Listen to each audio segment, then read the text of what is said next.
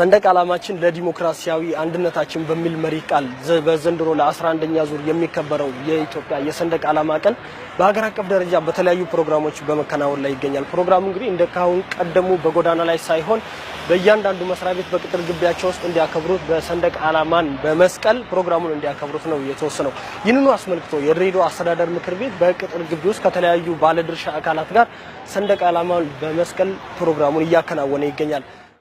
የሀገር አንድነት እንዲሁም ደግሞ የጀግንነት ስሜት ነው የሚሰማኝ። ምክንያቱም የኛ የኢትዮጵያውያን የሰንደቅ ዓላማ ፍቅር ልዩ ነው ብዬ ነው የማስበው። በዓለም ላይ ካሉ ዜጎች በጣም የተሻለ ጀግና የሆነ ዜጋ ቢኖር ኢትዮጵያዊ ነው ብዬ አምናለሁ። ያው ሰንደቅ ዓላማ ለኛ ምንድነው? አንደኛ የብሔረሰብ እኩልነትን ያሳያል። ያው ሁለተኛ ያው ሰንደቅ ዓላማችን ለኛ ኩራታችንና ሰላማችን ነው። እኔ ባንዲራዬን በጣም ወዳታለሁ። ያለውትም በባንዲራዬ መሰለኝ። ከምንም በላይ እማከብራትም ባንዲራዬን ነው። እምወዳትም ማፈቅራትም ባንዲራዬን እናት ሀገሬም ማለት ነው። እንዲያው እንደ ሴትነት ነው እናት ሀገሬ የምትዩ እናት ከምንም በላይ ነች።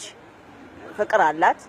ሰንደቅ ዓላማ ማለት የኢትዮጵያ የብሔር ብሔረሰቦች የማንነት መገለጫ ነው። በቃ ኩራትና ክብር ይሰማኛል።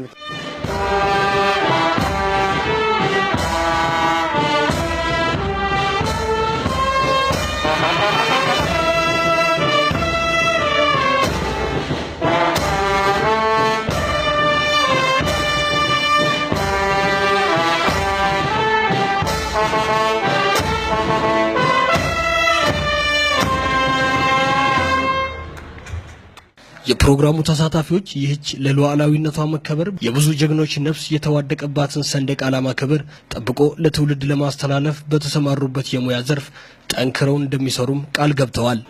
ጀግኖች አባቶቻችን ካለፉት በደማቸውን አፍሰው አጥንታቸውን ከስክሰው እዚህ ለኔ ላስረከቡኝ አሁን ደግሞ ለቀጣይ ደግሞ ያለው እያስተላለፉ የዱላ ቅብብሎች ነው። በቃ ሀገር ማለት በጣም ትልቅ ነው። እናት ናት። በቃ ሀገር ከሌለ ምንም ዋጋ የለውም። እምሰራው ለህዝቤ ነው ብለን ነው ለህዝባችን ነው የምናገለግለው።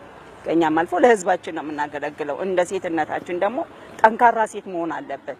ጠንካራ ሴት ስትሆኚ ደግሞ ሁሉም ነገር መወጣት አለብሽ። ሁሉም ነገር መቻል አለብሽ።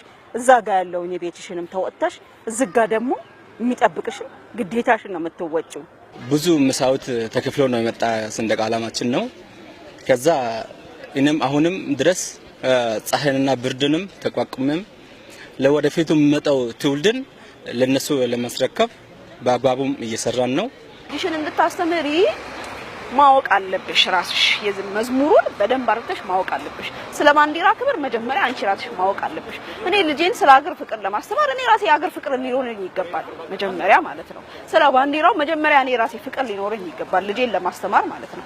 በዚህ ፕሮግራም ላይ የጸጥታ አካላት፣ የድሬዳዋ አስተዳደር ምክር ቤት ጽህፈት ቤት ሰራተኞችና አመራር፣ የድሬዳዋ አስተዳደር ብዙሃን መገናኛ ኤጀንሲ ሰራተኞችና አመራር እንዲሁም የተለያዩ ባለድርሻ አካላት ተሳታፊ ሊሆኑ ይችላል።